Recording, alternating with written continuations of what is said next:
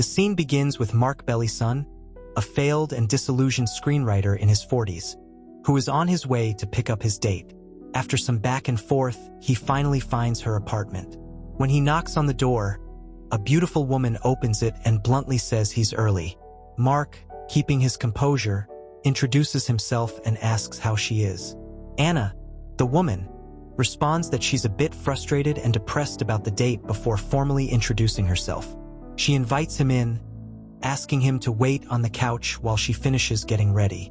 Mark, sitting on the couch, tries to make conversation, admitting he's embarrassed because the restaurant he booked might not be expensive enough, as it was all he could afford.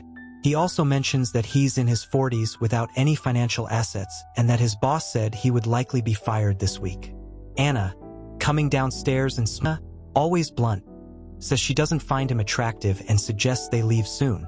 During dinner, Anna's phone rings and she talks to her mom, openly describing Mark as unattractive, not making much money, being a bit fat with a funny nose, but somewhat funny and nice.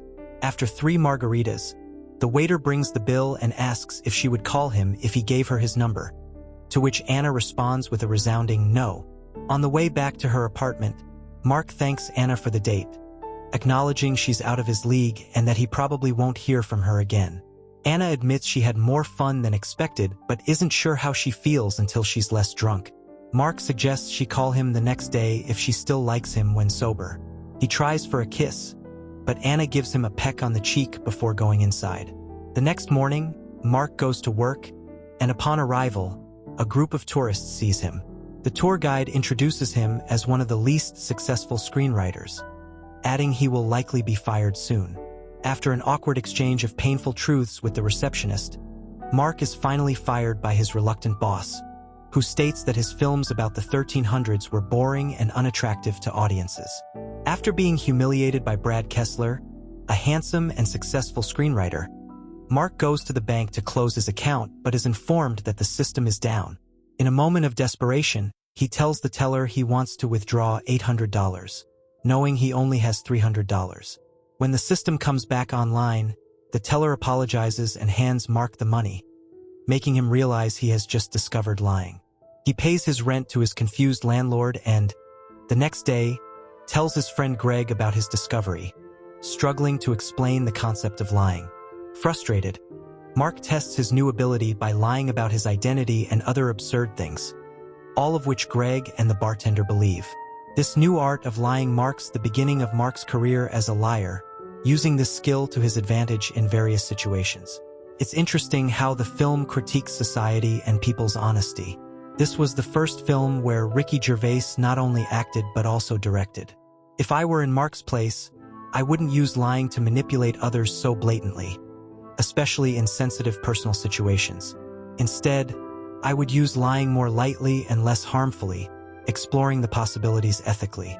It's fascinating how the film addresses the concept of absolute truth and the implications of a society unable to lie, leading to reflections on morality and human nature. Continuing, Mark was on a night of illicit adventures when he stopped a cop from arresting his friend Greg for drunk driving. On the way to the casino, Mark convinced the officer that Greg wasn't drunk, and the officer, without hesitation, believed him. Inside the casino, Mark began his Machiavellian plan to get rich, cheating at roulette and slot machines. He got the casino manager to give him a fake prize, and both Mark and Greg left with buckets of chips and cash, making Greg declare it the best night of his life. Later, Mark had a revealing conversation with his neighbor Frank, who was contemplating suicide. Mark saved him by saying everything would be fine and he would find happiness. Realizing his lies could be used for good, Mark spent the day doing good deeds. He helped a homeless man get money at the bank, convinced a woman to go to work with a smile, and reconciled a couple at a cafe. In a nursing home, he brought smiles and tears of joy to each resident. To end the day, Mark drank beer and watched TV with Frank, celebrating their small victories. One day, while watching a documentary, Mark was inspired to write a screenplay about an alien invasion in the 14th century. The script became a huge success, making Mark famous and rich. Despite this, he was still rejected by Anna, who wasn't attracted to him due to his genetics.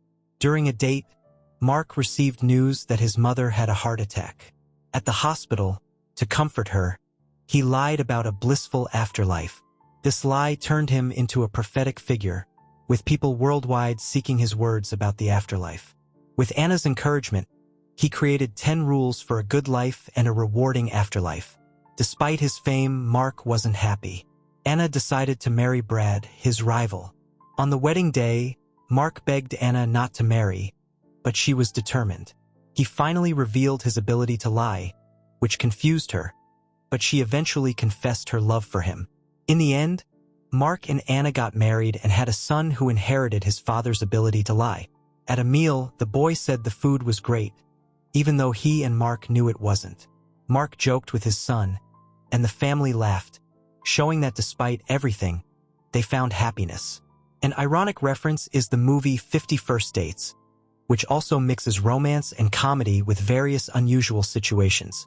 If I were in Mark's place, I wouldn't have lied about the afterlife but would have found another way to comfort my mother.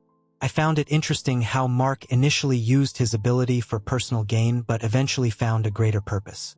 I hope you enjoyed this video and see you in the next. And I gotta tell you, it was perfect.